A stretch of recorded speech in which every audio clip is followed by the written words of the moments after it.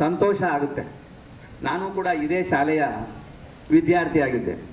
ನಾಗರಾಜು ಮತ್ತು ನಾನು, ನನ್ನ ಅನೇಕ ಮಿತ್ರರು ಈ ಶಾಲೆಯಲ್ಲೇ 7, 8 ಮತ್ತು 9, 10ನೇ ತರಗತಿಯನ್ನು ನಾವು ಇಲ್ಲಿ ಓದಿದ್ವಿ. ಅದೇ ಶಾಲೆಯಲ್ಲಿ ಬಂದು ಒಂದೆರಡು ವಿಚಾರಗಳನ್ನು ಹಂಚಿಕೊಳ್ಬೇಕು ಅಂತಂದಾಗ ಸಂತೋಷದ ವಿಚಾರ. ವಿದ್ಯಾರ್ಥಿ ಮಿತ್ರರೇ, ಈಗ ಓದಲಿಕ್ಕೆ ಸಾಕಷ್ಟು ಸಾಧನಗಳು ನಮಗೆ ಉಪಲಬ್ಧ ಇದೆ. ಆ ಸಮಯದಲ್ಲಿ ಅಧ್ಯಾಪಕರ ಕೊರತೆ ಏನಿರಲಿಲ್ಲ ನಮಗೆ. ಸಿದ್ದಬಸವಯ್ಯನವರಾಗ್ಬೋದು, ಬಸವಲಿಂಗಯ್ಯನವರಾಗ್ಬೋದು, ನಿರಂಜನ ಮೂರ್ತಿಯರಾಗ್ಬೋದು, ದಾಸಪ್ಪನವರಾಗ್ಬೋದು, ವಿದ್ಯಾಲಯದ ಮುಖ್ಯ ಅಧ್ಯಾಪಕರಾಗಿರುವಂತಹ ಸೀತಾರಾಮ್ ಭಟ್ರವರಿರ್ಬೋದು, ಎಲ್ಲರೂ ಕೂಡ ಇದ್ದರು. ಆದರೆ ಕೊರತೆ ಏನಂತಂದರೆ, ಆ ಸಮಯದ ಕೊರತೆ ಈಗ ಏನು ನೀವು ಅನುಭವಿಸ್ತಾ ಇದ್ದೀರಲ್ಲ, ಈಗ ಏನು ಪಾಠ ಪ್ರವಚನಗಳೇನಿದೆಯಲ್ಲ, ಆ ಸಮಯದಲ್ಲಿ ಇದ್ದರೂ ಕೂಡ ಸ್ವಲ್ಪ ಕಡಿಮೆ ಅಂತ ಅನಿಸ್ತದೆ ನಮಗೆ. ಯಾಕೆ ಅಂತಂದರೆ, ಈ ಒಂದು ಸಮಯದಲ್ಲಿ ತಂತ್ರಜ್ಞಾನದ ಮೂಲಕವಾಗಿ ಪಾಠ ಪ್ರವಚನಗಳು ನಿಮಗೆ ಶಾಲೆಯಲ್ಲಿ ದೊರೆತವೆ. ಮತ್ತೆ ಮನೆಗೆ ಹೋಗಿ ನೀವು ಮತ್ತೆ ತತ್ರಾಂಶಗಳನ್ನು ಹುಡುಕಿ ಸಾಕಷ್ಟು ವಿಚಾರಗಳನ್ನು ಕಲಿಯಬಹುದು. ನಾವು ಇಲ್ಲಿಂದ ಹೋದ ಮೇಲೆ ನಮಗೆ ಅನೇಕ ಓದಲಿಕ್ಕೆ ಸಾಕಷ್ಟು ಅವಕಾಶಗಳು ಸಿಕ್ಕುವು. ನಿಮಗೂ ಕೂಡ ನಾನು ಮೊದಲೇ ಹೇಳಿದೆ, ಅನೇಕ ಇಲಾಖೆಗಳಲ್ಲಿ ಪ್ರೈವೇಟ್ ಸೆಕ್ಟರ್ ಇರ್ಬೋದು, ಕೇಂದ್ರ ಸರ್ಕಾರದ ಇಲಾಖೆಗಳಿರ್ಬೋದು, ರಾಜ್ಯ ಸರ್ಕಾರದ ಇಲಾಖೆಗಳಿರ್ಬೋದು, ಅಂತ ಇಲಾಖೆಗಳಲ್ಲಿ ನೀವು ಕೆಲಸ ಮಾಡಲಿಕ್ಕೆ ನಿಮಗೆ ಅವಕಾಶ ಸಿಗ್ತದೆ. ಸರ್ ಹೇಳಿದ್ರು, ನೀವು ಅಲ್ಲಿ ಕೂತಿದ್ದೀರಿ, ನಾಳೆ ಇಲ್ಲಿ ಬರ್ತೀರಿ, ಮತ್ತೆ ಮೇಲಕ್ಕೆ ಹೋಗ್ತೀರಿ ಅಂತೇಳಿ. ಸೋಲದೆ ಗೆದ್ದರೆ ಮಂದಹಾಸ, ಸೋಲದೆ ಗೆದ್ದರೆ ಮಂದಹಾಸ, ಗೆದ್ದು ಸೋತರೆ ವಿಪರ್ಯಾಸ. ನೆನ್ಪಿಟ್ಕೋಬೇಕು. ಗೆದ್ದೇನಾರ ಪ್ರತಿಭಾನ್ವಿತ ವಿದ್ಯಾರ್ಥಿನಿಯರು ಸ್ವಲ್ಪ ಕೆಳಗಡೆ ಬಂದರೆ ಸ್ವಲ್ಪ ವಿಪರ್ಯಾಸ ಆಗುತ್ತೆ. ಯಾಕೋ ಒಂಥರ ಕುಂದು ಕೊರತೆಗಳು ಏನೋ ಇದಾವೆ ಅಂತ ಅನಿಸ್ತದೆ. ಹಾಗಾಗಿ ಯಾವತ್ತೂ ಕೂಡ ಜಗ್ಗಬಾರದು ಮತ್ತೆ ಹಿಗ್ಲುಬಾರದು. ನಿಮ್ಮ ಏನು ಸ್ಟ್ರಾಟಜಿ ಇದೆ, ನಿಮ್ಮ ಏನು ಸಾಮರ್ಥ್ಯ ಇದೆ, ಆ ಸಾಮರ್ಥ್ಯಕ್ಕೆ ತಕ್ಕಂತೆ ನಿಮ್ಮ ಕೋರ್ಸ್ಗಳ ಆಯ್ಕೆಗಳು ಕೂಡ ಇರ್ತವೆ ಮುಂದೆ. ನಾವು ಇಲ್ಲಿಂದ ಹೋದ ಮೇಲೆ ನಾವು ಸಾಧಾರಣವಾದ ಕೋರ್ಸ್ಗಳನ್ನೇ ನಾವು ಆಯ್ಕೆ ಮಾಡ್ಕೊಂಡಿದ್ವಿ. ಅವರು PCMB ತೆಗೆದುಕೊಂಡ್ರು, ನಾವು ಆರ್ಟ್ಸ್ ತೆಗೆದುಕೊಂಡ್ವಿ. ಆ ನಂತರ ನಾವು ಸುಮ್ಮನೆ ಹಿಂದೆ ಉಳಿಲಿಲ್ಲ. ಕೇಂದ್ರ ಸರ್ಕಾರದ ಶಾಲೆಯಾಗಿರುವಂತಹ ಮೈಸೂರಿನಲ್ಲಿ ನಾವು ಹೋದಿದ್ವಿ. ಅವರು ಕೂಡ ರಾಜ್ಯ ಸರ್ಕಾರದ ಇಲಾಖೆಯಲ್ಲಿ ಇರುವಂತಹ ಮೆಡಿಕಲ್ ಕಾಲೇಜಿನಲ್ಲಿ, ಪ್ರತಿಷ್ಠಿತ ಮೆಡಿಕಲ್ ಕಾಲೇಜಿನಲ್ಲಿ ಓದಿದ್ರು. ನಾವು ಜೊತೆನಲ್ಲೇ ಇದ್ವಿ ಅಲ್ಲಿ ಮೈಸೂರಿನಲ್ಲೂ ಕೂಡ 1 ವರ್ಷ ನಾನು ಅವ್ರ ಜೊತೆನಲ್ಲಿದ್ದೆ. ಆ ನಂತರ ನನಗೆ ಅನ್ನಿಸ್ತು, ಇನ್ನೂ ಸ್ವಲ್ಪ ಎಜುಕೇಶನ್ ಮಾಡಬೇಕಲ್ಲ ಅಂತೇಳಿ ಆಗ್ರಾಕ್ಕೆ ಹೋದೆ. ಅಲ್ಲೂ ಕೂಡ ಕೇಂದ್ರ ಸರ್ಕಾರದ ಸೆಂಟ್ರಲ್ ಯೂನಿವರ್ಸಿಟಿ ಆಫ್ ಇಂದಿರಾ ಕಾಲೇಜಿನಲ್ಲಿ ಅಭ್ಯಾಸ ಮಾಡಲಿಕ್ಕೆ ಅವಕಾಶ ಸಿಕ್ತು. ಆ ಅವಕಾಶದ ನಂತರ 5 ನೌಕರಿಗಳು ನನಗೆ ಒಂದೇ ಸಾರಿ ಸಿಕ್ಕು. ನಾಗರಾಜ್ ಅವರಿಗೆ ಗೊತ್ತಿಲ್ಲ, ನಾನು ಹಂಚಿಕೊಳ್ಳಿಲ್ಲ ಅದನ್ನ. ಒಂದು ಜವಾಹರ್ ನವೋದಯ ವಿದ್ಯಾಲಯದಲ್ಲಿ ಮೊದಲನೇ ನೌಕರಿ. ಅದು ಆಗ ಹೇಗಾಗಿತ್ತಂದ್ರೆ ಒಂದು ರೀತಿ ಹಬ್ಬ ನೌಕರಿಯ ಹಬ್ಬ. ಆಗ 1994 ಮತ್ತು 95 ಸಾಲಿನಲ್ಲಿ ಹಬ್ಬ. ಅದೊಂದು ರೀತಿ ಎಲ್ಲ ಇಲಾಖೆಗಳಲ್ಲಿಯೂ ಕೂಡ ಸುಮಾರು 5,000 10,000 ಅಧ್ಯಾಪಕರುಗಳನ್ನ ಅಥವಾ ಕರ್ಮಯೋಗಿಗಳನ್ನ ನೇಮಿಸಿಕೊಂಡಂತಹ ವರ್ಷ ಅದು. ಮೊದಲು ಜವಾಹರ್ ನವೋದಯ ವಿದ್ಯಾಲಯದಲ್ಲಿ ನನಗೆ ನೌಕರಿ ಸಿಕ್ತು, ಇಂಟರ್ವ್ಯೂ ಆಯಿತು. ಆ ನಂತರ ಕೇಂದ್ರೀಯ ವಿದ್ಯಾಲಯದಲ್ಲಿ ಇಂಟರ್ವ್ಯೂ ಬಂತು, ಅದನ್ನು ಕೂಡ ಅಟೆಂಡ್ ಮಾಡಿದೆ. ರೈಲ್ವೆ ಇಲಾಖೆಯಲ್ಲಿ ಒಂದು ಇಂಟರ್ವ್ಯೂ ಬಂತು, ಅದನ್ನು ಕೂಡ ನಾನು ಅಂದ್ಕೊಂಡೆ ಬರೀ ಹಿಂಗೆ ಇಂಟರ್ವ್ಯೂ ಮಾಡ್ಕೊಂಡು ಹೋಗ್ತಾರೆ, ನಮ್ಗೇನು ಕೊಡೋದಿಲ್ಲ ಅಂತ ಹೇಳಿ.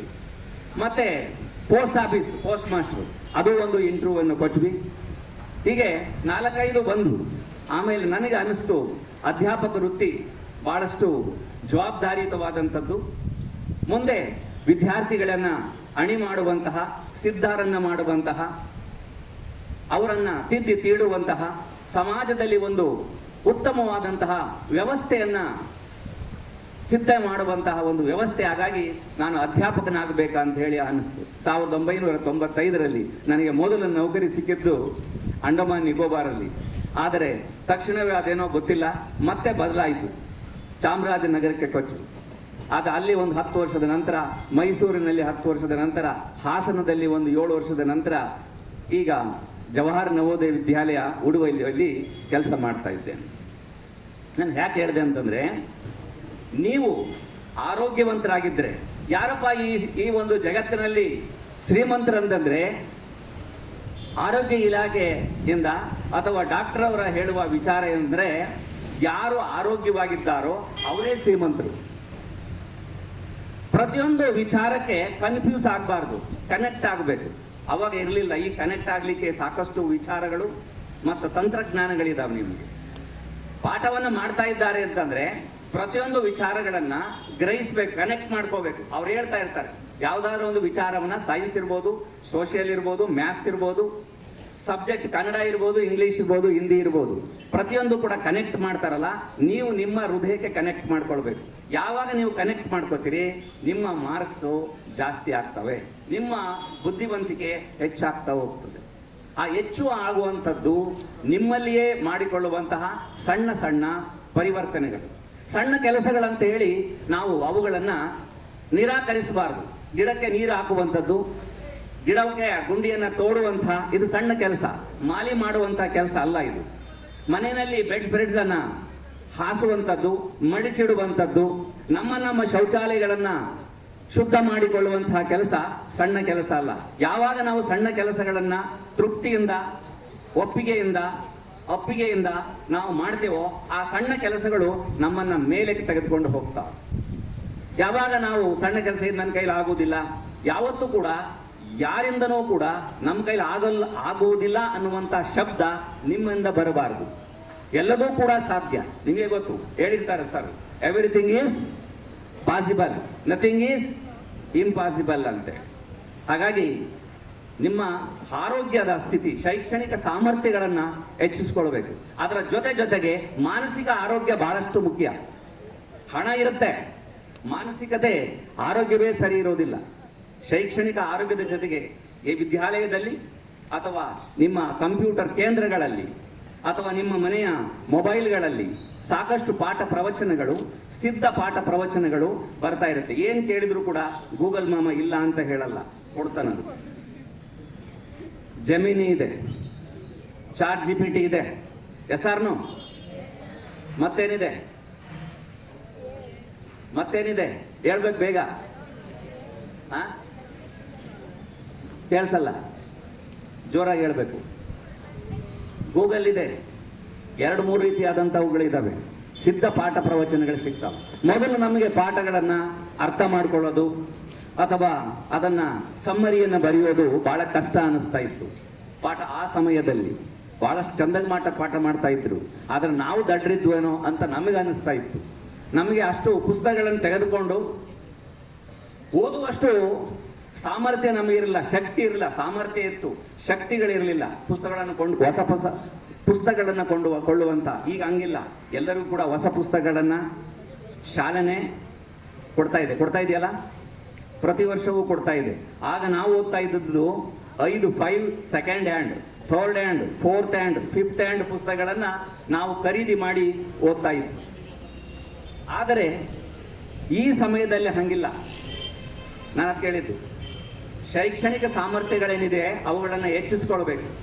ಮಾನಸಿಕ ಸಾಮರ್ಥ್ಯ ಅಂತ ಹೇಳಿದ್ನಲ್ಲ, ಅದನ್ನು ಕೂಡ ಚೆನ್ನಾಗಿ ಇಟ್ಕೊಳ್ಬೇಕು. ಅದರ ಜೊತೆಗೆ ದೈಹಿಕ ಆರೋಗ್ಯ ಚೆನ್ನಾಗಿರ್ಬೇಕು. ದೈಹಿಕ ಆರೋಗ್ಯ ಎಲ್ಲರಿಗೂ ಕೂಡ ಚೆನ್ನಾಗಿದೆ ಅಂತ ಹೇಳಿಕ್ಕಾಗಲ್ಲ. ನೋಡಕ್ ಚೆನ್ನಾಗಿ ಕಾಣ್ತಾರೆ, ಆದರೆ ಅನೇಕ ರೋಗ ರುಜಿನಗಳು ನಮ್ಮನ್ನ ಆಕರ್ಷಿಸ್ತವೆ. ಅದಕ್ಕೆ ಕಾರಣಗಳು ಉಂಟು, ನಾವೇ ಅದಕ್ಕೆ ಕಾರಣಗಳು. ಜಂಕ್ ಫುಡ್ ಇರ್ಬೋದು, ಇವತ್ತಿನ ಆಹಾರ ಪದ್ಧತಿ ಇರ್ಬೋದು. ನಾವು ಆ ಪದ್ಧತಿಯನ್ನ ಯಾವಾಗ ಬದಲಾಯಿಸೋದಿಲ್ವೋ ಆಗ ಅನೇಕ ರೋಗ ರುಜಿನಗಳು ನಮ್ಮನ್ನ ಬೇಗನೆ ಆಹ್ವಾನಿಸ್ತಾವೆ. ನಾವು ಕೂಡ ನಮ್ಮ ಒಂದು 4-5 ವಿದ್ಯಾರ್ಥಿ ಮಿತ್ರರನ್ನ ಕಳೆದುಕೊಂಡ್ಬಿಟ್ಟಿದ್ದೇವೆ. ನಾವಲ್ಲಿ ಯಾವಾಗಲೂ ಕಳೆದುಕೊಂಡ್ಬಿಟ್ಟಿದ್ದೇವೆ. ಕಾರಣ ಏನು ಅಂತಂದ್ರೆ ಅವರ ಆಹಾರ ಪದ್ಧತಿ ಇರ್ಬೋದು, ಅವರ ಚಟಗಳಿರ್ಬೋದು, ಅಥವಾ ಅವರ ಮಾನಸಿಕ ಚಿಂತನೆಗಳಿರ್ಬೋದು, ಅವರ ಧಾರ್ಮಿಕ ಚಿಂತನೆಗಳಿರ್ಬೋದು, ಸಾಮಾಜಿಕ ಚಿಂತನೆಗಳಿರ್ಬೋದು. ಗೊತ್ತಿಲ್ಲ ನಮ್ಗೆ ಯಾವ್ದು ಅಂತ ಹೇಳಿ. ಯಾಕಂದ್ರೆ ನಾವು ಅವರ ಹತ್ತಿರಕ್ಕೆ ಹೋಗಿ ಅವುಗಳನ್ನು ವಿಚಾರಿಸ್ಲಿಕ್ಕೆ ಆಗೋದಿಲ್ಲ. ಹಾಗಾಗಿ ಧಾರ್ಮಿಕ ಚಿಂತನೆಯು ಕೂಡ ಒಂದು ಬಹಳಷ್ಟು ಮುಖ್ಯ. ಶೈಕ್ಷಣಿಕ ಆರೋಗ್ಯ, ನಂತರ ಮಾನಸಿಕ ಆರೋಗ್ಯ, ಮೂರನೇದಾಗಿ ಧಾರ್ಮಿಕ ಆರೋಗ್ಯ. ಧರ್ಮಕ್ಕೆ ಸಂಬಂಧಪಟ್ಟಿರುವಂತಹ ಅನೇಕ ವಿಚಾರಗಳೇನಾದರೂ ಕೂಡ ನಮ್ಮನ್ನ ಪ್ರಚೋದಿಸಿದರೆ ನಾವುಗಳು ಕೂಡ ಅದಕ್ಕೆ ಪ್ರಚೋದನೆಯನ್ನು ನೀಡಬೇಕಾಗಿ ಬರುತ್ತೆ. ನಮ್ಮ ಹಿಂದೂ ಸಂಸ್ಕಾರದ ವಿಚಾರಗಳಿರ್ಬೋದು, ನಮ್ಮ ಸತ್ಕಾರಗಳಿರ್ಬೋದು, ನಮ್ಮ ಸಂಸ್ಕಾರಗಳನ್ನು ಯಾರಾದರೂ ಕೆಣಕಿದ್ರೆ ನಾವು ಸುಮ್ಮನೆ ಇರ್ಲಿಕ್ಕಾಗಲ್ಲ. ಅದು ಕೂಡ ನಮಗೆ ಬೇಕು. ಯಾಕಂತಂದ್ರೆ ನಾವು ಊರಿನಲ್ಲಿ ಅಥವಾ ಸಿಟಿಯಲ್ಲಿ ಅಥವಾ ಸಮಾಜದಲ್ಲಿ ನಾವು ಬದುಕ್ತಾ ಇದ್ದೀವಿ ಅಂತಂದ್ರೆ ನಮಗೆ ಧಾರ್ಮಿಕ ಶಿಕ್ಷಣವೂ ಕೂಡ ಅಗತ್ಯವಾಗುತ್ತೆ. ಆನಂತರ ಸಾಮಾಜಿಕ ಶಿಕ್ಷಣ, ಯಾಕಂದ್ರೆ ಸೊಸೈಟಿನಲ್ಲಿ ನಾವು ಬದುಕ್ತೇವೆ, ಸಮಾಜದಲ್ಲಿ ಬದುಕ್ತೇವೆ, ಎಲ್ಲರೊಂದಿಗೆ ಬದುಕಬೇಕು. ನಾವೊಬ್ಬರೇ ನಾವು ಬದುಕೋದಾದ್ರೆ ಇಲ್ಲಿ ಇದ್ದು ಕೂಡ ಸತ್ತ ಹಾಗೆ. ಎಲ್ಲರೊಂದಿಗೆ ಬದುಕಬೇಕು ಅಂದ್ರೆ ಎಲ್ಲರೊಂದಿಗೆ ನಾವು ಕನೆಕ್ಟ್ ಆಗಬೇಕು, ಎಲ್ಲರೊಂದಿಗೆ ನಾವು ಬೆರೆಯಬೇಕು. ಆಗ ಮಾತ್ರ ನಾವು ಬೆಳೆಯಬಹುದು. ಅದಕ್ಕೇನೆ ಒಬ್ರು ಹೇಳಿದ್ದಾರೆ, ಹಿಂದಿನಲ್ಲಿ ಒಂದಿದೆ, ಜಬ್ ಹಮ್ ಪೈದಾ ಹುಯೆ जब हम पैदा हुए हम रोए जग हंसे, ऐसी करनीच कर चले हम हंसे जग रोए. ಬಹಳ ಅದ್ಭುತವಾದಂತಹ ನುಡಿ. ನಾವು ಹುಟ್ಟಿದಾಗ ಮಗು ಅಳತಾ ಇರುತ್ತೆ. ಅಳಲ್ಲ ಅಂದ್ರೆ ಬಿಡಲ್ಲ, ಡಾಕ್ಟ್ರು ಉಲ್ಟಾ ಮಾಡಿ 2 ಬಡಿತಾರಂತೆ, ಸಣ್ಣದಾಗಿ ಬಡಿತಾರೆ. ಅದೇನಾರ ಅಳುತ್ತಂತಂದ್ರೆ ಅದರ ಅರ್ಥ ಏನು? ಮಗು ಆರೋಗ್ಯವಾಗಿದೆ ಅಂತ ಹೇಳಿ. ಮಗು ಅಳಬೇಕು, ಹತ್ರ ಆರೋಗ್ಯವಾಗಿದೆ ಅಂತ, ಇಲ್ಲಾಂದ್ರೆ ಏನೋ ತೊಂದರೆ ಇದೆ ಅಂತ ಹೇಳಿ ಮಗು ಅಳ್ತಾ ಇರುತ್ತೆ. ಆದರೆ ಬಂಧು ಬಳಗದವರೆಲ್ಲರೂ ಕೂಡ ಸ್ವೀಟನ್ನ, ಸಿಹಿಯನ್ನ ಹಂಚ್ತಾ ಇರ್ತಾರೆ. ಜಬ್ ಹಮ್ ಪೈದಾ ಹುಯೆ ಹಮ್ ರೋಯೆ ಜಗ ಹಸೆ. ಜಗತ್ತು ನಗ್ತಾ ಇರುತ್ತೆ, ನಮಗೆ ಗಂಡು ಮಗುವಾಯಿತು, ನಮಗೆ ಹೆಣ್ಣು ಮಗುವಾಯಿತು ಅಂತೇಳಿ ನಗ್ತಾ ಇರುತ್ತೆ. ಆನಂತರ ನೋಡಿ, ಐಸಿ ಕರ್ನಿ ಖರ್ಚಲೆ. ನಾವು ಎಂತಹ ಕೆಲಸ ಮಾಡಿ ಹೋಗ್ಬೇಕಂತಂದ್ರೆ, ನಾವೆಂತಹ ಕೆಲಸ ಮಾಡ್ಬೇಕಂದ್ರೆ, ಕರ್ಮಠರಾಗಬೇಕಂದ್ರೆ ನಾವು ನಗ್ತಾ ಇರಬೇಕು, ಬೇರೆಯವರೆಲ್ಲರೂ ಕೂಡ ಅಳ್ತಾ ಇರಬೇಕು. ಐಸಿ ಕರ್ನಿ ಖರ್ಚಲೆ ಹಮ್ ಹಸೆ ಜಗರೋಯೆ ಅಂತ, ಜಗತ್ತನ್ನ ಅಳಿಸಿ ಹೋಗುವಂಥದ್ದು. ಉದಾಹರಣೆಗೆ ಅಬ್ದುಲ್ ಕಲಾಂ ಅವರು ನಿಧನರಾದಂಥ ಸಂದರ್ಭ, ಡಾಕ್ಟರ್ ರಾಜ್ಕುಮಾರ್ ಅವರು ನಿಧನರಾದ ಸಂದರ್ಭ, ಪುನೀತ್ ರಾಜ್ಕುಮಾರ್ ಅವರು ನಿಧನರಾದ ಸಂದರ್ಭ, ವಾಜಪೇಯಿಯವರು ನಿಧನರಾದಂಥ ಸಂದರ್ಭಗಳನ್ನು ನೆನೆಸ್ಕೊಂಡ್ರೆ ಅವ್ರು ಯಾರು ನಮ್ಮ ಅಣ್ಣ ನಮ್ಮ ತಮ್ಮರು ಅಲ್ಲ. ಆದರೂ ಕೂಡ ನಮ್ಮ ಕಣ್ಣುಗಳಲ್ಲಿ ಎಲ್ಲಿ ಕೂತಿದ್ದೀವೋ ಅಲ್ಲಿ ನೋಡ್ತಾ ಇದ್ದಾಗ ನಾವು ಊಟವನ್ನು ತ್ಯಜಿಸಿದ್ವಿ, ನಮ್ಮ ಸಾಮಾಜಿಕ ಕಾರ್ಯಗಳನ್ನು ದೂರ ಇಟ್ವಿ, ಕಣ್ಣಲ್ಲಿ ನೀರು ಹಾಕಿದ್ವಿ, ನೊಂದುಕೊಂಡ್ವಿ, ಅವ್ರ ಬಗ್ಗೆ ಅನೇಕ ವಿಚಾರಗಳನ್ನು ಹುಡುಕ್ಲಿಕ್ಕೆ ಹೊರಟಿವಿ ನಾವು. ಹಾಗಾಗಿ ನಾವು ಇದ್ದಂಥ ಸಂದರ್ಭದಲ್ಲಿ ಸಮಾಜದಲ್ಲಿ ಬದುಕಬೇಕಂತಂದ್ರೆ ಒಳ್ಳೆಯ ಕೆಲಸಗಳನ್ನು ಮಾಡಬೇಕು. ಅದಕ್ಕೇನೆ ತಾಯಿ ಹುಟ್ಟಿದಾಗ ತಾಯಿ ಖುಷಿ ಪಡ್ತಾಳಂತೆ, ತಂದೆ ಸಂತೋಷ ಪಡ್ತಾರಂತೆ, ಸಮಾಜ ಸಂಭ್ರಮಿಸಬೇಕು, ಮಶಾಣವೂ ಕೂಡ ಕಣ್ಣೀರಿಡಬೇಕು. ಇಂಥ ವ್ಯಕ್ತಿಯನ್ನು ನಾವು ಕಳ್ಕೊಂಡ್ವಲ್ಲ ಅಂತ ಹೇಳಿ ನಿಮ್ಮ ಕೆಲಸ ಏನಾಗಬೇಕು ಅಂದರೆ ಕಾರ್ಯಕ್ರಮದ ಕಡೆ ಹೋಗಬೇಕು, ಧನಾತ್ಮಕವಾದ ಚಿಂತನೆಗಳನ್ನು ಮಾಡಬೇಕು. ಆಸ್ಪತ್ರೆಯಲ್ಲಿ ಏನಾದರೂ ಕೂಡ ರಿಪೋರ್ಟು ಪಾಸಿಟಿವ್ ಅಂತ ಹೇಳಿ ಬಂತು ಅಂತಂದರೆ ತೊಂದರೆ, ಆದರೆ ಇಲ್ಲಿ ಹಾಗಲ್ಲ, ನಾವು ಪಾಸಿಟಿವ್ ಆಗೇ ಬದುಕಬೇಕು. ಎಸ್ಆರ್ನು ಆಸ್ಪತ್ರೆಯಲ್ಲಿ ರಿಪೋರ್ಟು ಏನು ಬರಬಾರ್ದು, ಪಾಸಿಟಿವ್ ಬರಬಾರ್ದು. ಆದರೆ ಇಲ್ಲಿ ರಿಪೋರ್ಟ್ ಏನಾಗಬೇಕು, ಪಾಸಿಟಿವ್ ಬರಬೇಕು, ಪ್ಲಸ್ ಬರಬೇಕು. ಹೆಚ್ಚು ವಿಚಾರವಂತರಾಗಬೇಕು. ಕಲೀಲಿಕ್ಕೆ ಸಾಕಷ್ಟು ಮಾಧ್ಯಮಗಳಿರ್ಬೋದು, ಅವುಗಳನ್ನೆಲ್ಲ ಉಪಯೋಗಿಸ್ರಿ. ನಮ್ಮ ಹತ್ರ ತಂತ್ರಾಂಶ ಇದೆ, ಮೊಬೈಲ್ ಇದೆ ಅಂತಂದ್ರೆ ಎರಡೂ ಕೂಡ ಇದೆ. ಅದರಲ್ಲಿ ಅದು ಚುಚ್ಚುತ್ತೆ, ಅದು ಸಂತೋಷವನ್ನು ಕೂಡ ಕೊಡುತ್ತೆ. ಇನ್ನೊಬ್ಬ ಯಾರೋ ರೀಲ್ ಮಾಡಿಸ್ತಾ ಇರೋದನ್ನ ನಾವು ನೋಡಿ ಸಮಯವನ್ನ ಹಾಳು ಮಾಡ್ಕೊಳ್ಬಾರ್ದು. ನಾವು ಮತ್ತೊಂದು ಹೊಸ ಸಮಾಜಕ್ಕೆ, ಹೊಸ ಸಂಸ್ಕಾರಕ್ಕೆ ಹೊಸ ನಾಂದಿಯನ್ನ ಹಾಡಬೇಕು. ಇವತ್ತು ಇಲ್ಲಿ ಕೂತಿದ್ದಾರಲ್ಲ, ನಾವು ಒಂದು ದಿವಸ ಇಲ್ಲಿ ಕೂತ್ಕೊಳ್ಬಹುದು. ಅನೇಕ ದೊಡ್ಡ ದೊಡ್ಡ ಇಲಾಖೆಗಳಲ್ಲಿ ನೀವೆಲ್ಲರೂ ಕೂಡ ನಾನು ನೋಡ್ತಾ ಇದ್ದೇನೆ, ದೊಡ್ಡ ದೊಡ್ಡ ಇಲಾಖೆಗಳಲ್ಲಿ, ದೊಡ್ಡ ಸಾಮಾಜಿಕ ಇಲಾಖೆಗಳಲ್ಲಿ, ಸರ್ಕಾರದಲ್ಲಿ, ಕೇಂದ್ರ ಸರ್ಕಾರದಲ್ಲಿ ದೊಡ್ಡ ದೊಡ್ಡ ರಾಜಕಾರಣಿಗಳು ನಾವೇನು ಅಂದ್ಕೊಂಡಿರಲಿಲ್ಲ ಈಗ ಹಾಕ್ತೀವಿ ಅಂತೇಳಿ ಅವ್ರು ಡಾಕ್ಟರ್ ಆಗ್ತಾರೆ ಅಂತ ಅಂದ್ಕೊಂಡಿಲ್ಲ. ಇಲ್ಲಿ ಓದಿದಂಥ ನಮ್ಮ ಮಿತ್ರರು ಒಂದು 2-3 ಜನ ಹೆಡ್ ಮಾಸ್ಟರ್ಗಳು ಕೂಡ ಇದ್ದಾರೆ. ಹೆಡ್ ಮಾಸ್ಟರ್ ಆಗಿದ್ದ ಕೆಲಸ ಮಾಡ್ತಾ ಇದ್ದಾರೆ, ಟೀಚರ್ ಆಗಿ ಕೆಲಸ ಮಾಡ್ತಾ ಇದ್ದಾರೆ, ನಾವು ಕೂಡ ಪ್ರಾಧ್ಯಾಪಕರಾಗಿ ಕೆಲಸ ಮಾಡ್ತಾ ಇದ್ದೇವೆ.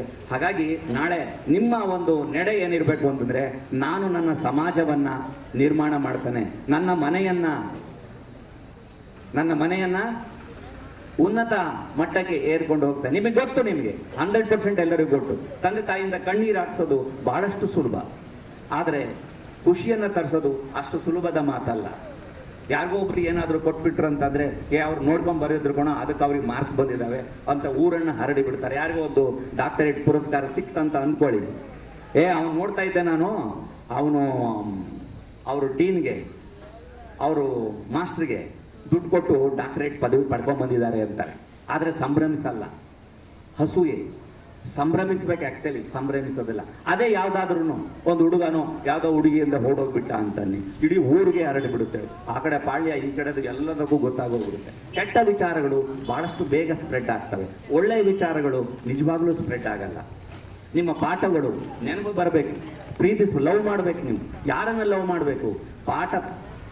ಪಠ್ಯ ಪುಸ್ತಕಗಳನ್ನು ಲವ್ ಮಾಡಬೇಕು, ವಿಚಾರಗಳನ್ನು ಲವ್ ಮಾಡಬೇಕು, ನಿಮ್ಮ ತಂದೆ ತಾಯಿಗಳನ್ನು ಲವ್ ಮಾಡಬೇಕು, ನಿಮ್ಮ ಅಣ್ಣ ತಮ್ಮಂದಿರನ್ನ ಲವ್ ಮಾಡಬೇಕು. ನಿಮ್ಮ ತಂದೆ ತಾಯಿಯೇ ಹೀರೋಯಿನ್ ಇದ್ದ ಹಾಗೆ. ಅವರು ಬಾಳಿರ್ತಕ್ಕಂತಹ ಬದುಕಿನ ಆಶ್ರಯದಲ್ಲಿ ನಮ್ಮ ಒಂದು ಜೀವನದ ಮುಂದಿನ ವಿಚಾರಗಳನ್ನು ನಾವು ಹರಡ್ತಾ ಹೋಗಬೇಕು. ಅವ್ರು ಹಾಗೆ ಬದುಕಿದ್ದಾರೆ, ಇದಕ್ಕಿಂತ ಉನ್ನತ ಮಟ್ಟದಲ್ಲಿ ನಾನು ಬದುಕಬೇಕು, ಇನ್ನೂ ಉತ್ತಮವಾದಂತಹ ಸೇವೆಯನ್ನು ನಾನು ಮಾಡಬೇಕು. ಸರ್ಕಾರದಲ್ಲಿ, ಕೇಂದ್ರ ಸರ್ಕಾರ ಯಾವುದೇ ಇರಲಿ, ಪ್ರೈವೇಟ್ ಸೆಕ್ಟರ್ ಇರಲಿ, ಆ ಒಂದು ಇರುವಂತಹ ಸಮಯದಲ್ಲಿ ನಾವು ಚೆನ್ನಾಗಿ ಬದುಕಬೇಕು. ಯಾವುದೇ ಇಲಾಖೆ ಇರಲಿ, ಯಾವುದೇ ವ್ಯವಸ್ಥೆ ಇರಲಿ, ಆ ವ್ಯವಸ್ಥೆಯಲ್ಲಿ ಮಾನವೀಯತೆಯನ್ನು ಮೆರೆಯಬೇಕು. ಈಗ ನಾವು ಓದಿ ಹೋಗಿದ್ದೇವೆ, ಈ ಶಾಲೆಗೆ ಬಂದಿದ್ದೇವೆ, ಈ ಶಾಲೆಯ ಋಣವನ್ನು ತೀರಿಸ್ತೇನೆ. ನಾನು ಹೇಳಿದೆ, ನಾನು ಯಾವತ್ತಾದರೂ ಕೂಡ ನಿಮ್ಮ ಶಾಲೆಗೆ ಮತ್ತೆ ನನಗೆ ಬರಲಿಕ್ಕೆ ಅವಕಾಶ ಸಿಕ್ಕರೆ ಮತ್ತೆ ನಾನು ಯಾವುದಾದರೂ ತರಗತಿಗಳಲ್ಲಿ, ನಾನು ಓದಿದಂತಹ ತರಗತಿಗಳಲ್ಲಿ ಪಾಠ ಮಾಡಲಿಕ್ಕೆ ನಾನು ಸಿದ್ಧ. ನಾನು 2 ವರ್ಷಗಳೇನು ಅಲ್ಲಿ ಆಗ್ರಾದಲ್ಲಿ ನಾನು ಓದಿದ್ನಲ್ಲ, ನನಗೆ ಅನ್ನಿಸ್ತಿಲ್ಲ ನನಗೆ ಆಗ್ರಾದಲ್ಲಿದ್ದೀನಿ, ಡೆಲ್ಲಿನಲ್ಲಿದ್ದೀನಿ, ರಾಜಸ್ಥಾನದಲ್ಲಿದ್ದೀನಿ ಅಂತ ನನಗೆ ಅನ್ನಿಸ್ತಿಲ್ಲ. ನಾನು ಹುಳಿಯಾರಿನಲ್ಲೇ ಇದ್ದೀನಿ ಅಂತ ಹೇಳಿ ನಾನು ಅಲ್ಲಿ ರೆಪ್ರೆಸೆಂಟೇಟಿವ್ ಆಗಿದ್ದೆ. ಇಡೀ ಮೆಸ್ಸನ್ನು ನಾನು ಒಬ್ಬ ನೋಡ್ಕೋತಾ ಇದ್ದೆ, ನಾನು ಮಾರ್ಕೆಟಿಂಗ್ ಮಾಡ್ತಾ ಇದ್ದೆ. ನನಗೆ ಗೊತ್ತಿತ್ತು ಎಲ್ಲ ಶಬ್ದಗಳು ನನಗೆ ಬಾಯರ್ಕಾಗಿ ಹೋಗ್ತಿತ್ತು, ಬಂದುಬಿಡ್ತಾ ಇತ್ತು. ಭಾಷೆಯನ್ನು ಕಲಿಯೋದು ಬಹಳಷ್ಟು ಸುಲಭ. ಇಂಗ್ಲೀಷ್ ಇರ್ಬೋದು, ಹಿಂದಿ ಇರ್ಬೋದು, ಕನ್ನಡ ಇರ್ಬೋದು, ಯಾರು ಚೆನ್ನಾಗಿ ಕಲಿತಿರೋ ಭಾಷೆಗಳನ್ನು ಆನಂತರ ಎಲ್ಲವೂ ಉಟ್ಕೊಳ್ತವೆ. ಸೈನ್ಸ್ ಬರುತ್ತೆ, ಮ್ಯಾಥ್ಸ್ ಬರುತ್ತೆ, ಪ್ರತಿಯೊಂದೂ ಕೂಡ ಹೇಳ್ತಿರ್ತಾರೆ. ಮ್ಯಾಥ್ಸನ್ನು ಬಿಟ್ಟು ಬದುಕಲಿಕ್ಕಾಗಲ್ಲ, ಸೈನ್ಸನ್ನು ಬಿಟ್ಟು ಬದುಕಲಿಕ್ಕಾಗಲ್ಲ, ಭಾಷೆಯನ್ನು ಬಿಟ್ಟು ಬದುಕಲಿಕ್ಕೆ ನಮಗೆ ಖಂಡಿತ ಸಾಧ್ಯ ಇಲ್ಲ. ಯಾಕಂದರೆ ಈ ಮರ ಇರೋದು ನಮಗೆ ಗೊತ್ತು. ಅವ್ರು ಹೇಳ್ತಾರೆ ಮ್ಯಾಥ್ಸ್ನವರು, ಇದು ಹೇಗಿದೆ, ಯಾವ ಶೇಪಲ್ಲಿದೆ, ಇದು ಯಾವ ಶೇಪಲ್ಲಿದೆ, ಅದು ಯಾವ ಶೇಪಲ್ಲಿದೆ, ಇದು ಯಾವ ಶೇಪಲ್ಲಿದೆ, ಇದೆಲ್ಲವೂ ಕೂಡ ಮ್ಯಾಥ್ಸೇನೆ. ಎಸ್ಆರ್ನು ನೆಕ್ಸ್ಟ್ ಫಿಸಿಕ್ಸ್ ಬರುತ್ತೆ, ಅದ್ರ ಜೊತೆಗೆ ಅದ್ರ ಬಗ್ಗೆ ಕೆಮಿಸ್ಟ್ರಿ ಬರುತ್ತೆ. ನೀವು ಹೇಳ್ಬೇಕು ಯಾವುದು ಅಂತ ಹೇಳಿ. ಪ್ರತಿಯೊಂದು ಕೂಡ ಕನೆಕ್ಟ್ ಮಾಡ್ಕೊಂಡು, ನಾನು ಮತ್ತೆ ಹೇಳಿದೆ, ಕನ್ಫ್ಯೂಸ್ ಆಗಬಾರ್ದು ಜೀವನದಲ್ಲಿ, ಕನೆಕ್ಟ್ ಮಾಡ್ಕೋಬೇಕು. ನಾವು ವಿಷಯದೊಂದಿಗೆ ಇರ್ಬೋದು, ಸಬ್ಜೆಕ್ಟ್ ಇರ್ಬೋದು, ಪ್ರಕೃತಿಯನ್ನು ಪ್ರೀತಿಸಬೇಕು. ವಿಶ್ವ ದಿನ ಪರಿಸರವನ್ನು ಆಚರಿಸ್ತಾ ಇದ್ದೀರಿ, ಗಿಡಗಳಿಗೆ ನೀರನ್ನು ಹಾಕುವಂಥದ್ದು. ನಾನು ಹೇಳಿದೆ ಸಣ್ಣ ಕೆಲಸ ಅಲ್ಲ, ಸಣ್ಣ ಕೆಲಸ ಅಲ್ಲ ಆ ಗಿಡಗಳಿಗೆ ನೀರನ್ನು ಹಾಕೋದು. ಮುಂದೊಂದು ದಿವಸ ಬರ್ತೀರ ನೀವೊಂದು 15 ವರ್ಷದ ನಂತರ ನಿಮ್ಮ ಪತ್ನಿಯೊಂದಿಗೆ, ನಿಮ್ಮ ಮಕ್ಕಳೊಂದಿಗೆ ನೀವು ಬರ್ತೀರಿ. ಬಂದಾಗ ಇದನ್ನು ನಾನು ಹಾಕಿದ್ದೆ ಅಂತೇಳಿ ಹೇಳ್ಬೋದು. ನೀವು ಅದರಲ್ಲಿ ಹಾಡಿನಲ್ಲಿ ಒಂದು 10 ನಿಮಿಷ ಕೂತ್ಕೊಳ್ಬಹುದು. ಈ ಶಾಲೆಯ ವಾತಾವರಣವನ್ನು ಪರಿಚಯಿಸಬಹುದು. ಇವತ್ತು ಓದಿದ ಪಾಠ ನಾಳೆ ನಿಮ್ಮ ಮಕ್ಕಳಿಗೆ 6ನೇ ಕ್ಲಾಸ್ಗೆ 3ನೇ ಕ್ಲಾಸ್ಗೆ ಬರ್ತದೆ. ನಿಜವಾಗ್ಲೂ ನಾನು ಡಿಗ್ರಿನಲ್ಲಿ ಓದಿದ್ದು, MA ಸಂಸ್ಥಾನದಲ್ಲಿ ಓದಿದಂತಹ ಪಾಠಗಳು ಇವತ್ತು 10th ಕ್ಲಾಸಲ್ಲಿ ಬಂದಿದ್ದ. ನಮ್ಮ CBSE ಪಠ್ಯದಲ್ಲಿ, PUC ಪಠ್ಯದಲ್ಲಿ ಬಂದಿದೆ. ನಾನು MEd ಮಾಡುವಂತಹ ಸಮಯದಲ್ಲಿ ಓದಿದಂತಹ ಪಠ್ಯ ವಿಚಾರಗಳು ನನಗೆ ಅನ್ನಿಸ್ತು. ನಾನು PUCನಲ್ಲಿ ಓದಿದಂತಹ ಪಾಠ ಮತ್ತೆ ನಾನು ಓದುವಂಥ ಅವಶ್ಯಕತೆ ಇಲ್ಲ. ನನ್ನ ಅಧ್ಯಾಪಕರು ನನಗೆ ಚೆನ್ನಾಗಿ ಕಲಿಸ್ಕೊಟ್ಟಿದ್ರು. ಯಾಕಂತಂದರೆ ಅವಾಗ ನಾವು ಕಲ್ತಿದ್ವಿ. ಕಲಿತದ್ದನ್ನು ಕಲಿಸಬೇಕು, ನೋಡಿದ್ದನ್ನು ಇನ್ನೊಬ್ಬರಿಗೆ ನೋಡಿಸಬೇಕು, ನಾವು ತಿನ್ನದನ್ನು ಇನ್ನೊಬ್ಬರಿಗೆ ತಿನ್ನಿಸಬೇಕು, ಉಣಿಸಬೇಕು, ಗಿಡಗಳನ್ನು ಬೆಳೆಸಬೇಕು. ಪರಿಸರದ ಏನು ದಿನ ಇದೆಯಲ್ಲ, ಇದು ಈಗ ಗ್ಲೋಬಲ್ ವಾರ್ಮಿಂಗ್ ನೀವು ಕೇಳಿದ್ದೀರಿ, ಟೆಂಪ್ರೇಚರ್ ಜಾಸ್ತಿ ಆಗ್ತಾ ಇದೆ. ಜನ ಕಡಿತಾ ಇದ್ದಾರೆ ಹೊರತು ಗಿಡಗಳನ್ನು, ಮರಗಳನ್ನು ನೆಡುವಂತಹ ಸಾಮರ್ಥ್ಯ ಕಡಿಮೆ. ನಿಜವಾಗ್ಲೂ ನೀವೆಲ್ಲರೂ ಕೂಡ, ನಿಮ್ಮ ಎಲ್ಲ ಕೈಗಳು ಕೂಡ ಅಮೃತ ಹಸ್ತನೇ. ಯಾಕಂದರೆ ಅನೇಕ ಗಿಡಗಳನ್ನು ಹಾಕಲಿಕ್ಕೆ ಅಣಿಯಾಗಿ ಗಿಡಗಳನ್ನು ಇಟ್ಟಿದ್ದೀರಿ. ಸ್ವಲ್ಪ ನೀರು ಬಿಡಿ, ಎಲ್ಲೋ ಕುಡಿದು ಬಿಸಾಕ್ತಿರಲ್ಲ, ಬಾಟಲ್ಗಳಲ್ಲಿ ನೀರು ತುಂಬ್ಕೊಂಡು ಬಂದಿರ್ತೀರಿ.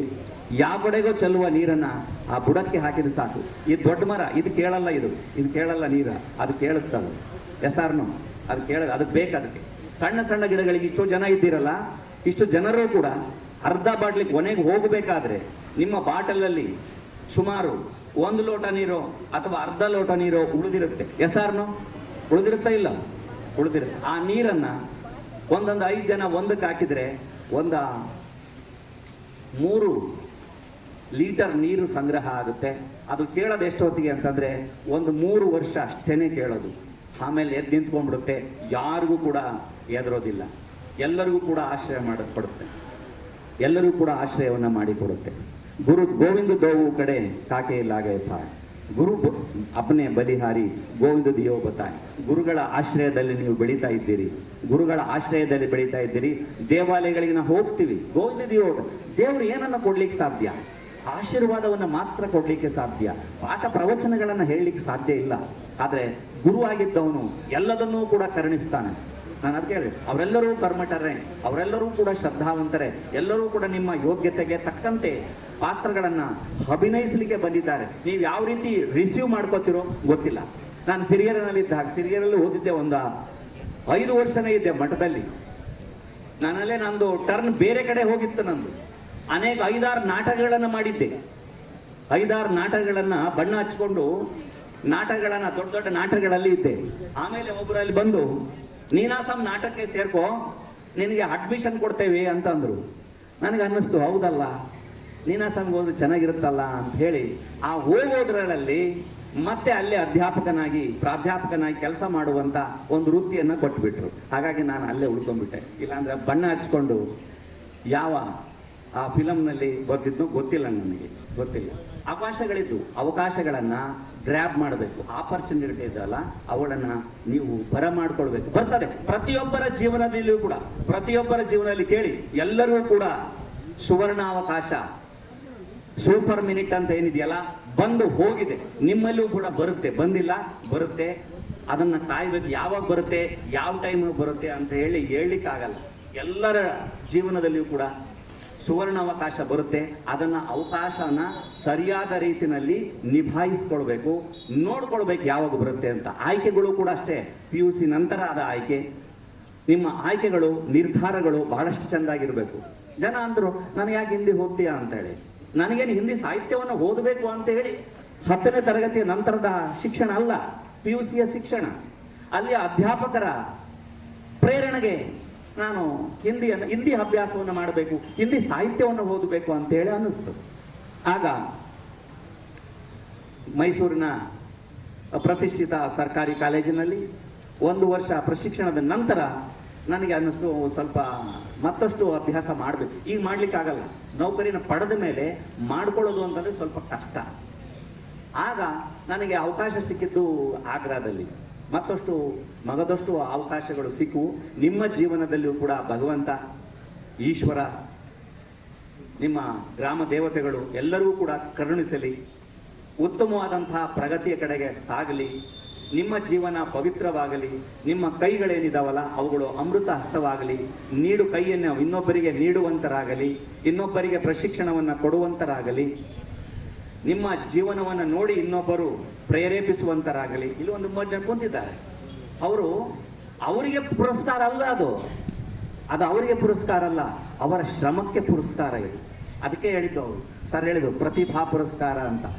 ಅವರಿಗೆ ಅವರ ಶ್ರಮಕ್ಕೆ ಪುರಸ್ಕಾರ. ಯಾವತ್ತೂ ಶ್ರಮ ನಿಮ್ಮನ್ನು ಹಾಳು ಮಾಡೋದಿಲ್ಲ. ಹಾಗಾಗಿ ಅಧ್ಯಾಪಕರು ಹೇಳಿದಂತಹ ಮಾತುಗಳನ್ನು ಒಂದೊಂದ್ಸರಿ ಒರಟಾಗಿ ಹೇಳ್ಬೋದು ಅಂತ ಅನಿಸ್ತದೆ, ಅಥವಾ ಬಡದು ಹೇಳ್ಬೋದು ಅಂತ. ಬಡಿಯಂಗಿಲ್ಲ, ನಾವು ಬಡಿಯಂಗಿಲ್ಲ, ಯಾರೂ ನಾವು ಬಡಿಯೋದು ಬಿಟ್ಟರೆ ಎಷ್ಟೋ ವರ್ಷಗಳಾಗೋಯ್ತು ಅನಿಸ್ತದೆ. ಜೋರಾಗಿ ಹೇಳಂಗೂ ಇಲ್ಲ. ಒಂದೊಂದು ಸಾರಿ ಕಣ್ಣಂಗೆ ನೀರು ಬಿಟ್ಬಿಡ್ತೀರಿ. ಕಣ್ಣಂಗೆ ನೀರು ಬಿಡಬೇಡಿ. ಯಾವುದು ಕೂಡ ಒಳ್ಳೆಯದನ್ನು ಆತ್ಮೀಯವಾಗಿ ಸಂತೋಷದಿಂದ ಸ್ವೀಕರಿಸಿ ಹೌದಲ್ಲ, ನನ್ನ ಒಳ್ಳೆಯದಕ್ಕಾಗಿ ಹೇಳಿದ್ದಾರಲ್ಲ ಅಂತ ಒಂದೊಂದ್ಸರಿ ಹೇಳ್ತಾರೆ ಅವರು. ಮೊನ್ನೆ ಸಹ ಏನು ಬರೆದಿದೆಯಲ್ಲ ಲೇಖನವನ್ನು, ಅದು ಭಾಳ ಚೆಂದಾಗಿತ್ತು. ಆದರೆ ಇದು ಲೇಖನವನ್ನು ಬರೆದಿದೆಯಲ್ಲ ಸರಿ ಇಲ್ಲ ಅಂತಂದರೆ ಅಯೋಗ್ಯ ಅಂತ ಅದರ ಅರ್ಥ. ಚೆಂದಾಗಿಲ್ಲ ಅಂತ, ಅದು ಚೆಂದಾಗಿಲ್ಲ ಅಂತ. ಆದರೆ ಭಾಷೆಗಳಲ್ಲಿ ನಾವು ಚೇಂಜ್ ಮಾಡಿ ಹೇಳ್ತೀವಿ. ನೆನ್ನೆ ಬಂದಿದ್ದಲ್ಲ, ಭಾಳ ಚೆಂದ ಬಂದಿದ್ದೆ. ಡ್ರೆಸ್ ಭಾಳ ಚೆನ್ನಾಗಿತ್ತು. ಡ್ರೆಸ್ ಕೋಡು ಕೂಡ ನಿಮಗೆ ಭಾಳ ಸಂಸ್ಕಾರಗಳಿದ್ದಾವೆ. ಯಾವ ಸಂಸ್ಕಾರ ಅಂದರೆ ನಿದ್ರಾ ಸಂಸ್ಕಾರ ಅಂತ. ನಿದ್ರೆಯನ್ನು ಮಾಡೋದು ಕೂಡ ಒಂದು ಒಳ್ಳೆಯ ಅಭ್ಯಾಸವೇ. ಎಷ್ಟು ನಿದ್ದೆ ಮಾಡಬೇಕು ಅದು ನಿಮಗೆ ಬಿಟ್ಟಿದ್ದು, ನಿಮ್ಮ ಆರೋಗ್ಯಕ್ಕೆ ಬಿಟ್ಟಿದ್ದದು. ಸಾಮಾನ್ಯವಾಗಿ 7 ತಾಸು 8 ತಾಸು ನಿದ್ರೆಯನ್ನು ಚೆನ್ನಾಗಿ ಮಾಡಬೇಕು. ನೀವು ನಿದ್ರೆಯನ್ನು ಮಾಡ್ತಾ ಇರ್ಬೇಕಾದ್ರೆ ಇನ್ನೊಬ್ಬರು ನೋಡಿ ಸಂತೋಷ ಪಡಬೇಕು, ಎಷ್ಟು ಚಂದ ಮಲಗಿದ್ದೇನಲ್ಲ ಅಂತ. ಮಗು ಹೇಗೆ ಇರುತ್ತೆ ನೋಡಿ, ಎಷ್ಟು ಚಂದ ಮಲಗಿರುತ್ತೆ ನೋಡ್ತಾರೆ, ಭಾಳ ಖುಷಿ ಆಗುತ್ತೆ. ತಾಯಿಗೆ ಹೋಗ್ತಾರೆ, ಆ ಥರ ಮಲಗಿರಬೇಕು, ಸುಮ್ಮನೆ ಹೇಗೋ ಮಲಗೋದಲ್ಲ. ಅದಕ್ಕೆ ನಿದ್ರಾ ಸಂಸ್ಕಾರ ಅಂತ ಹೇಳಿ ಕರೀತಾರೆ. 2ನೇದು ಭೋಜನ ಸಂಸ್ಕಾರ. ಭೋಜನ ಮಾಡ್ತಾ ಇದ್ರೆ ಕೆಲವರು ಊಟ ಮಾಡ್ತಾ ಇರ್ತಾರೆ, ಹೋಟೆಲಲ್ಲೋ ಶಾದಿ ಮಂಟಪದಲ್ಲೋ ಊಟ ಮಾಡ್ತಾ ಇರ್ತಾರೆ, ಬಹಳಷ್ಟು ಚಂದ ಮಾಡ್ತಾ ಇರ್ತಾರೆ. ಇನ್ನೊಬ್ಬರು ಮಾಡ್ತಾ ಇರ್ತಾರೆ ಅಕ್ಕಪಕ್ಕದಲ್ಲಿ, ಎಲ್ಲ ತೆಗೆದು ಹೊರಗೆ ಹಾಕಿರ್ತಾರೆ, ಕಿವುಚಿರ್ತಾರೆ. ಮೈ ಮೇಲೆಲ್ಲ ಸುರಿಸ್ಕೊಂಡಿರ್ತಾರೆ. ನಾವು ಅವ್ರನ್ನ ಒಳ್ಳೆಯದು ಅಂತ ಹೇಳಲಿಕ್ಕಾಗತ್ತಾ? ಮೊದಲನೇ ಯೋಚನೆ ಮಾಡಬೇಕು, ತಟ್ಟೆಗೆ ಹಾಕ್ಸ್ಕೊಳ್ಬೇಕಾದ್ರೆ ಯೋಚನೆ ಮಾಡಬೇಕು, ಎಷ್ಟನ್ನು ನಾನು ಆಹಾರವನ್ನು ಸೇವನೆ ಮಾಡ್ತೇನೆ ಅಂತೇಳಿ ನೋಡ್ತಾ ಇರಬೇಕು, ಕೇಳಿ ಹಾಕ್ಸ್ಕೋಬೇಕು. ಅದನ್ನು ತೆಗೆದುಕೊಂಡೋಗಿ ಹೊರಗೆ ಹಾಕೋದಿಲ್ಲ. ಅದು ಭೋಜನ ಸಂಸ್ಕಾರ ಬಹಳಷ್ಟು ಉತ್ತಮವಾಗಿರಬೇಕು. ಯಾಕಂದರೆ ಒಂದು ತುತ್ತು ಆಹಾರ, ಒಂದು ತುತ್ತು ನೀರು, ಒಂದು ಗುಟುಕು ನಮ್ಮ ಆರೋಗ್ಯವನ್ನು ನಿರ್ಮಾಣ ಮಾಡುತ್ತೆ, ನೆನ್ಪಿಟ್ಕೋಬೇಕು. ಆಮೇಲೆ ಪಿತೃ ಸಂಸ್ಕಾರ, ಮಾತಾ ಪಿತೃಗಳನ್ನು ದೇವರಂತೆ ಕಾಣಬೇಕು. ಅವರನ್ನು ಬೈಬಾರ್ದು.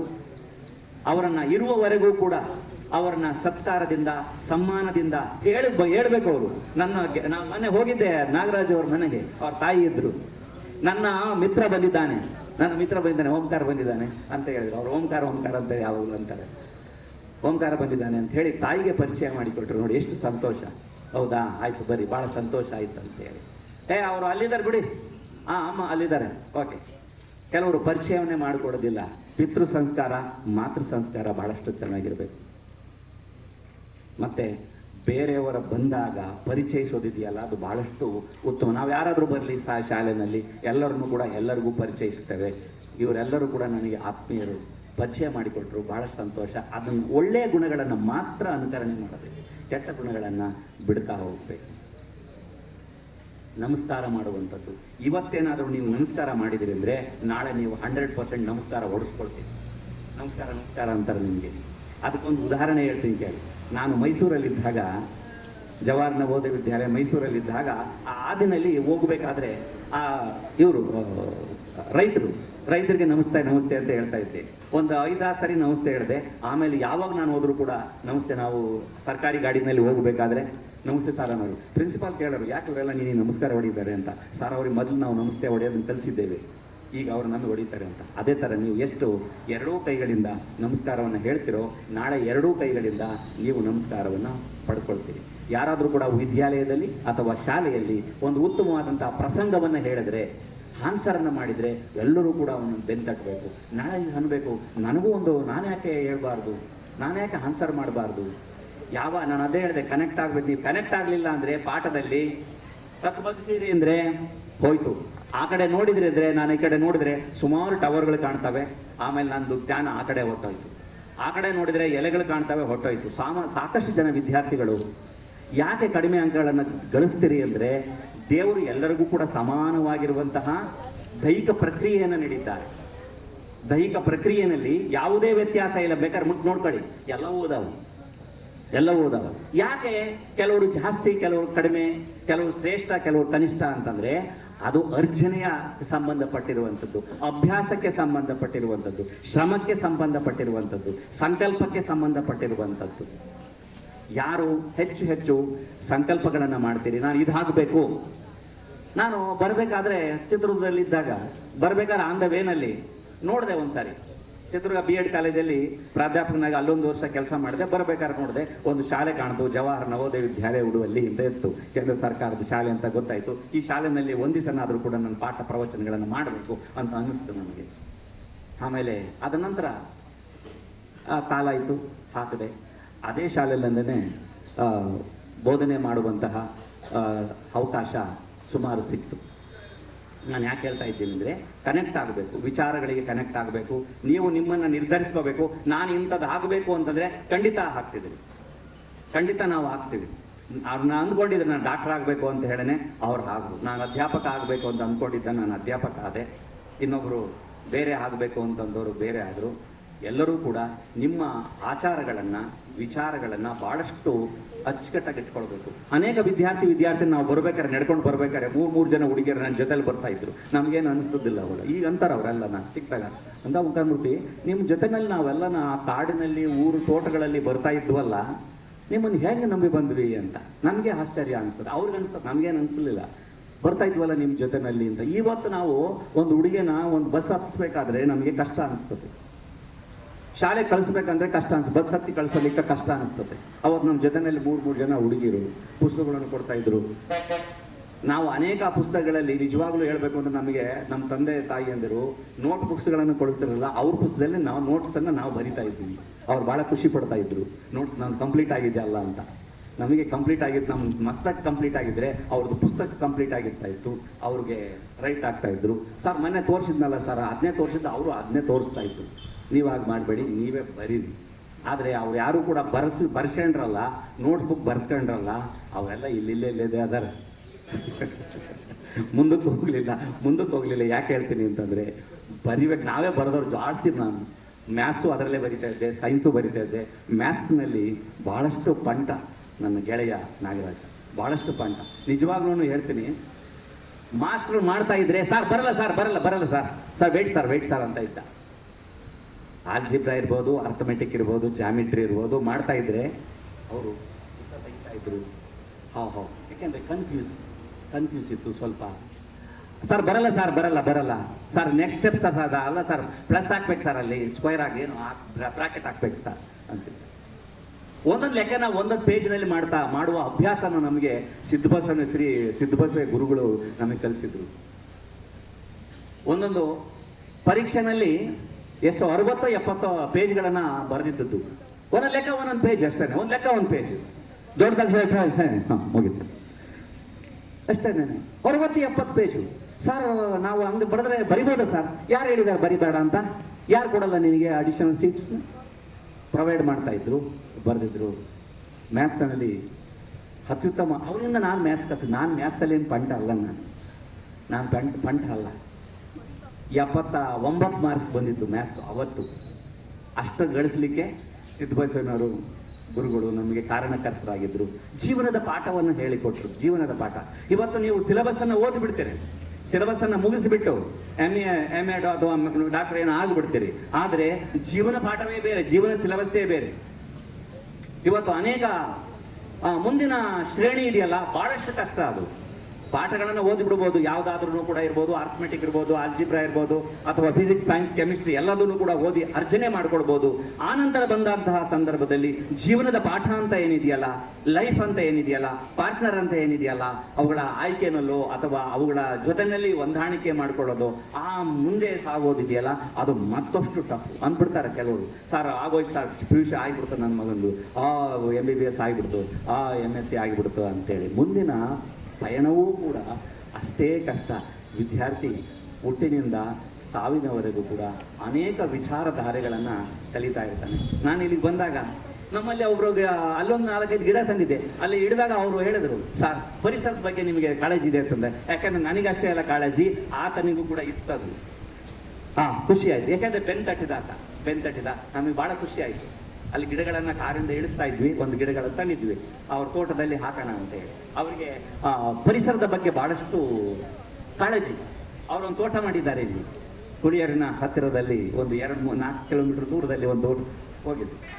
ಅಲ್ಲಿ ಅನೇಕ ಗಿಡಗಳನ್ನು ಹಾಕಿದ್ದಾರೆ. ಹಣ್ಣಿನ ಗಿಡಗಳಿದ್ದಾವೆ, ಮರಗಳ ಗಿಡಗಳಿದ್ದಾವೆ, ತೆಂಗಿದೆ, ಅಡಿಕೆ ಇದೆ, ಹೂವಿನ ಗಿಡಗಳಿದ್ದಾವೆ, ಅನೇಕ ಮಾವಿನ ಮರಗಳಿದ್ದಾವೆ. ಎಲ್ಲ ಗಿಡಗಳನ್ನು ಪ್ರೀತಿಯಿಂದ, ಹೇಗೆ ಪೇಷಂಟನ್ನು ನೋಡ್ತಾರಲ್ಲ, ರೋಗಿಯನ್ನು ನೋಡ್ತಾರಲ್ಲ, ಅದೇ ಥರ ಅವ್ರನ್ನ ಬೆಳಗ್ಗೆ ಮತ್ತು ಸಾಯಂಕಾಲ ನೀರು ಹಾಕಿ ಕಾಪಾಡ್ತಾರೆ, ಕೈಯಿಂದ ಹಾಕಿ ಕಾಪಾಡ್ತಾರೆ. ಹಾಗಾಗಿ ನಾನು ಒಂದು 3 ತಗೊಂಬಂದೆ. ಆದರೆ ಅಲ್ಲೊಬ್ಬ ಇದ್ದ, ಅವ್ರು ನನಗೆ ಪರಿಚಯ ಇಲ್ಲ. ಅವರು ಹೇಳಿದರು, ಸರ್ ಭಾಳ ಸಂತೋಷ ಸರ್ ಅಂತ.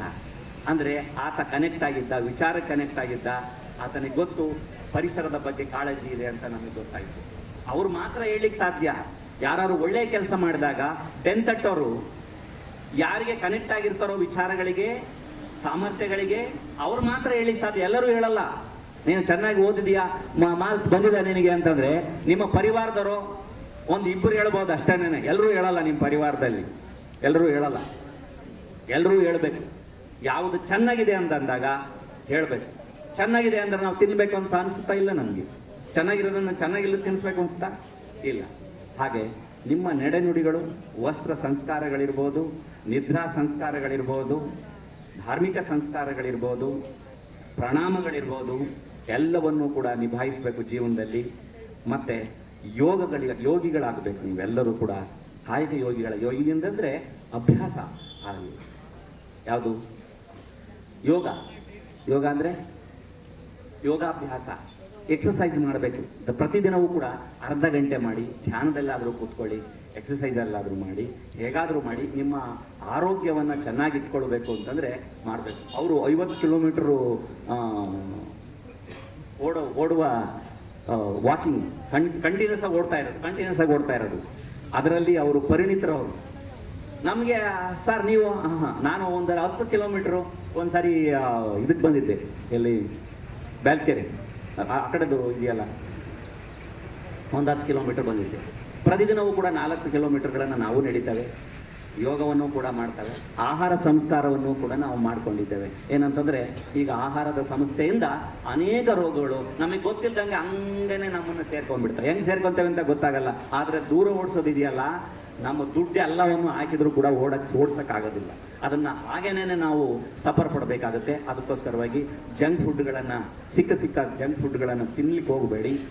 ಮನೆಯಲ್ಲಿರುವಂತಹ ಆಹಾರ ಪದಾರ್ಥಗಳನ್ನು ಚೆನ್ನಾಗಿ ಆಹಾರವನ್ನು ಅಗದು ತಿನ್ನಿರಿ, ಅದನ್ನು ಸವಿರಿ, ಹೆಚ್ಚು ವರ್ಕ್ ಮಾಡಿ, ಇನ್ನೊಬ್ಬರಿಗೆ ವರ್ಕ್ ಮಾಡಲಿಕ್ಕೆ ಪ್ರೇರೇಪಣೆ ನೀಡಿ. ನೀವು ಗುಂಪು ಮಾಡ್ಕೊಳ್ಳಿ, ನಿಮ್ಮ ಗುಂಪುಗಳು ನಿಮ್ಮನ್ನು ನಿರ್ಧರಿಸ್ತವೆ ನಾವೇನು ಮಾಡಬೇಕು ಅಂತ ಹೇಳಿ. ಆ ರೀತಿಯಾದಂತಹ ಸಕಾರಾತ್ಮಕವಾದಂತಹ ಮನೋಭಾವನೆ, ಧನಾತ್ಮಕವಾದಂತಹ ಮನೋಭಾವನೆ, ಗುರು ಹಿರಿಯರಿಗೆ, ಶಾಲೆಗೆ ಒಳ್ಳೆಯ ಕೀರ್ತಿಯನ್ನು ತನ್ನಿ. ಎಲ್ಲರೂ ಕೂಡ ಬಂದು ಮಾತನಾಡಿಸ್ಬೇಕು.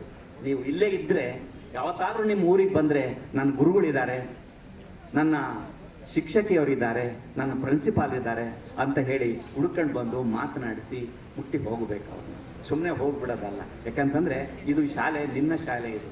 ಇವರತ್ತು ಗುರುಗಳಿದ್ದಾರೆ, ಅವರು ಹೋಗ್ಬಿಡ್ತಾರೆ, ಬೇರೆ ಕಡೆ ಹೋಗ್ಬಿಡ್ತಾರೆ. ಆದರೂ ಕೂಡ ಮರಿಬಾರ್ದು ಈ ಶಾಲೆಯನ್ನು. ಈ ಶಾಲೆ ನಿಮಗೆ ತುತ್ತನ್ನು ಕೊಟ್ಟಿರುವಂಥದ್ದು, ನಿಮಗೆ ಸಾಮರ್ಥ್ಯವನ್ನು ಕೊಟ್ಟಿರುವಂಥದ್ದು, ಶೈಕ್ಷಣಿಕವಾಗಿರ್ಬೋದು, ಸಾಮಾಜಿಕವಾಗಿರ್ಬೋದು, ಆರ್ಥಿಕವಾಗಿರ್ಬೋದು. ನಿಮ್ಮ ನಾಳೆ ಜೇಬನ್ನು ತುಂಬಿಸುವಂಥದ್ದು ಈ ಶಾಲೆಯನ್ನೇ. ಹಾಗಾಗಿ ಉತ್ತಮವಾದಂತಹ ನಡವಳಿಕೆ ನಿಮ್ಮದಾಗಬೇಕು, ಉತ್ತಮವಾದಂತಹ ಸಮಾಜ ನಿರ್ಮಾಣ ನಿಮ್ಮದಾಗಿರಬೇಕು. ಚೆನ್ನಾಗಿ ಓದ್ರಿ, ಚೆನ್ನಾದಂತಹ ಉತ್ತಮವಾದಂತಹ ವಿವಿಧ ಹುದ್ದೆಗಳಲ್ಲಿ ಚೆನ್ನಾಗಿ ಕಾರ್ಯನಿರ್ವಹಿಸಿ ಅಂತ ಹೇಳ್ತಾ, ಈ ಶಾಲೆಗೆ ನನಗೆ ಅವಕಾಶ ಮಾಡಿಕೊಟ್ಟಂತಹ ಈ ಎಲ್ಲ ಕರ್ಮಯೋಗಿಗಳಿಗೆ ನನ್ನ ಆತ್ಮೀಯ